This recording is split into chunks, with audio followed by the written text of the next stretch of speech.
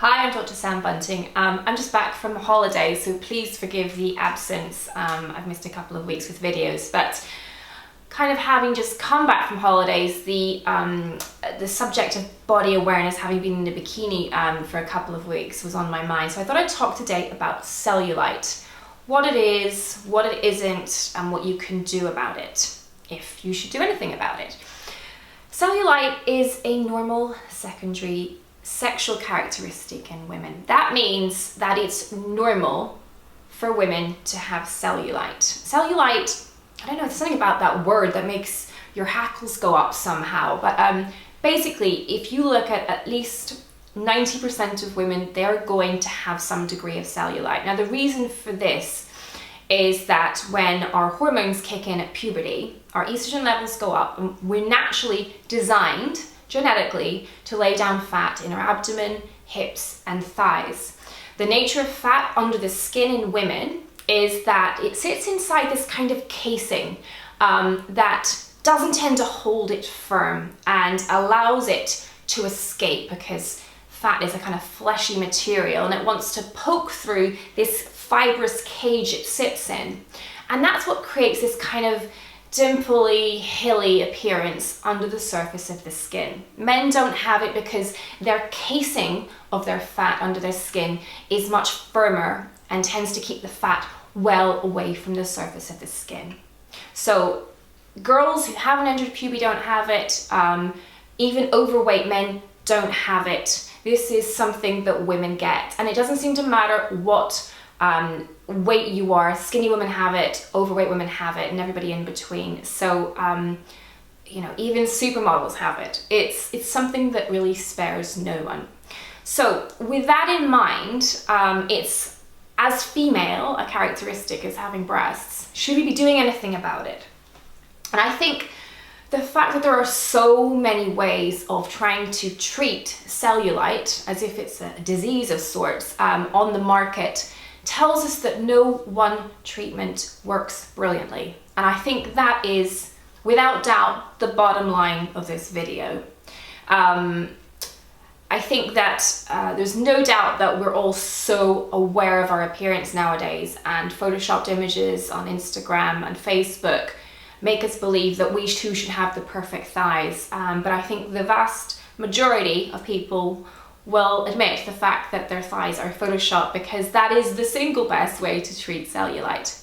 Now, in terms of what's been tried, you'll find that there are creams for this, there are hosiery tights that claim to reduce cellulite, leggings, numerous methods that claim to target toxins. Well, I have news for you, there is no toxin that we know of that causes cellulite. That lymphatic drainage will improve cellulite. Again, fat cells contain very little water. They're less than 10% content is water. So actually manipulating the water content of this particular tissue really doesn't have that much influence. Creams that claim to firm the skin, creams that claim to stimulate the fat cells into breaking down, that improve oxygenation.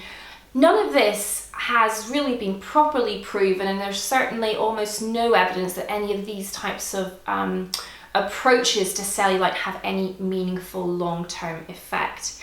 In fact, even in context of the doctor's office, there are numerous different methods that have been tried.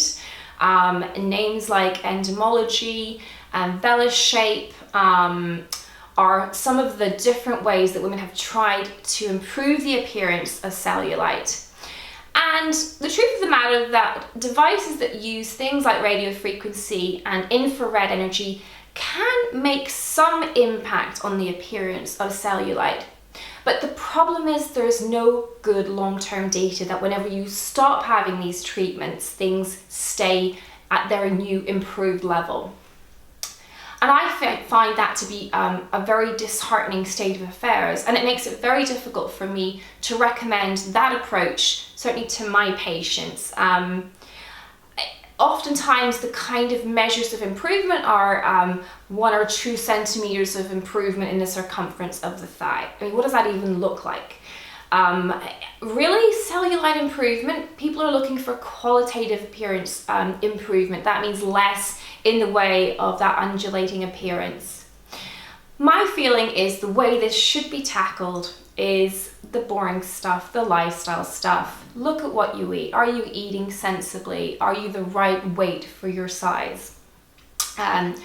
Are you working out properly? Are you ensuring that muscle tone is good, that you've got everything firmed up in those areas? And it's not an uncommon situation that women aren't working their butt enough. I have a good personal trainer friend who's always telling me he's trying to get women to work out their butt. It's such an important part in stabilizing the pelvis and supporting the lower back. Women tend to work out the front of their thighs and not enough at the back. And certainly getting everything really rock solid at the back can really help improve and firm up the appearance of the skin. So working out, never going to be a harmful thing. And then finally, for an appearance side of things, throw some fake tan in the situation. There's no doubt that everyone looks better with a little fake tan. Those are the three things I think are worth doing. I think that a good massage can sometimes improve the appearance temporarily. You're literally forcing the fat back into that fibrous cage that sits in. Don't expect long-term results from that, but it may give you a little psychological boost in the short term.